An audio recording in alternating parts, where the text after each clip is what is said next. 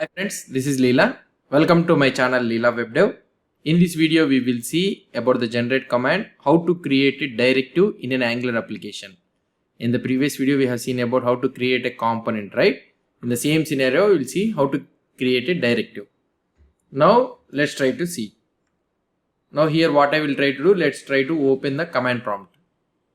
So I will be opening this command prompt. So I have opened the command prompt here. Now let's try to make it half, this one. So I made it half, and also I will try to make this one also as a half. Okay. Now let's try to create a directive. So for creating a directive, what is the command we will be doing is ng generate directive and the name of the directive. So the name of the directive will be something like search box. Okay. Search box. And if you want to run the dry run, so you can use this -d option. So this -d option also will be available in the directive. Now let's try to press the enter. If I try to press the enter, now let's try to see what will happen.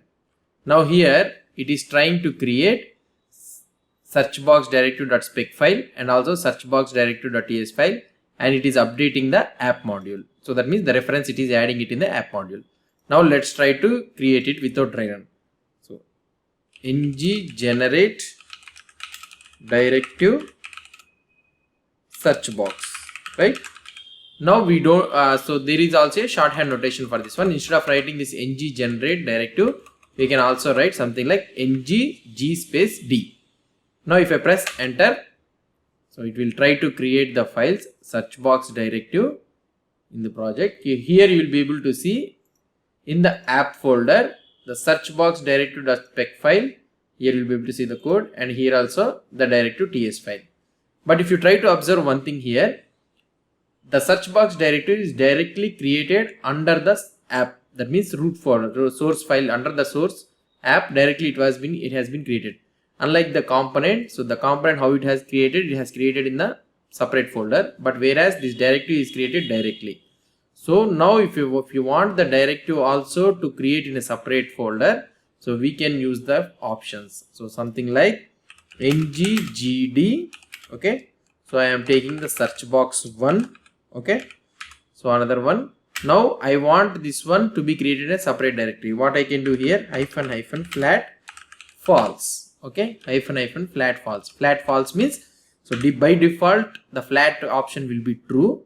Whereas in the component also the flat value, by default here the flat value will be true, whereas in the component the flat value will be false. Why? Because all the time the component will be created in a separate folder. If you don't want to be created in a separate folder, means you will be providing -- flat true in the component while creating a component, whereas in the directive it is a vice versa.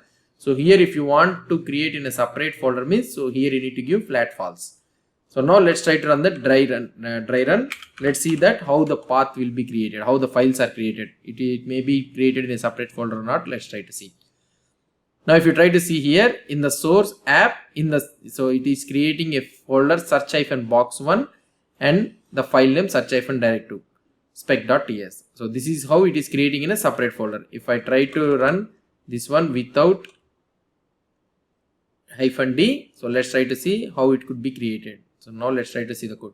Yeah, so these are the files that are created. If you try to see here, search-box1, a separate folder is being created. In this folder, you will be able to see the files. And also if you don't want this spec file to be created, means same thing, nggd, so searchbox2 or something like that. Okay, searchbox2. Now I can do -- flat false, sorry, -- flat false, and also I can do, I don't want the spec file, right, -- skip -test. So if you want to check that whether it is working or not, so you can do the -d option also. So let's try to do the -d.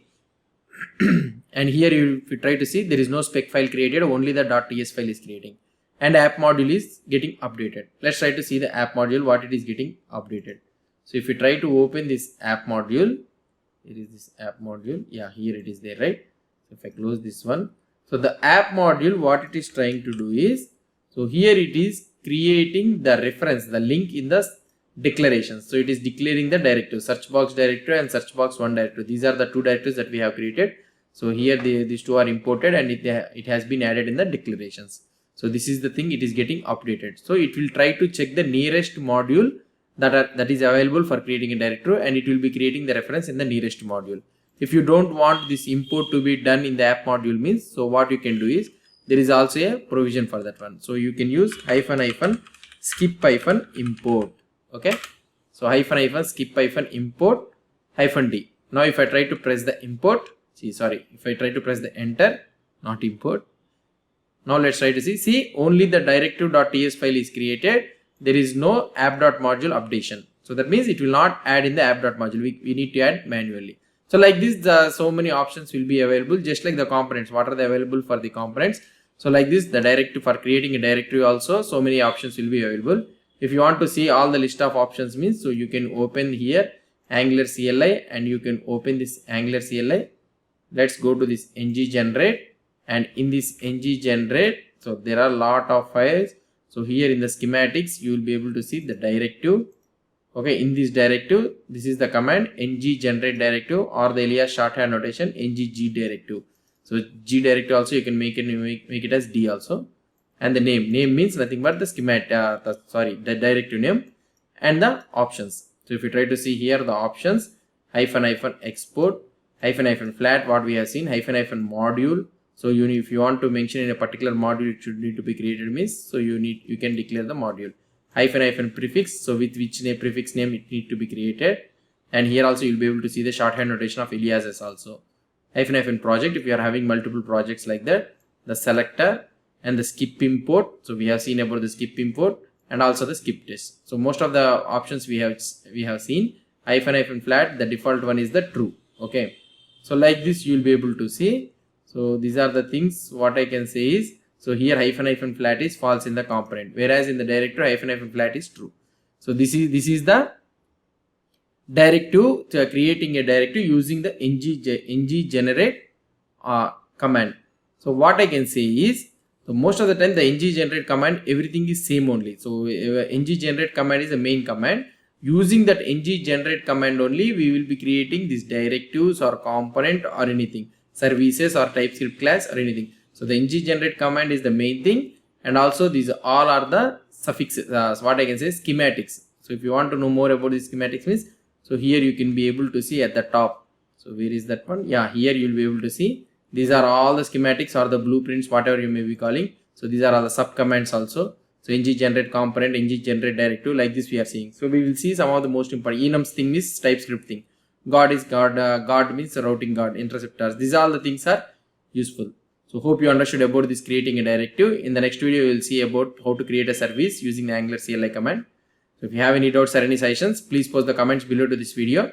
And if you like this video, please do support me by subscribing to my channel. Thank you.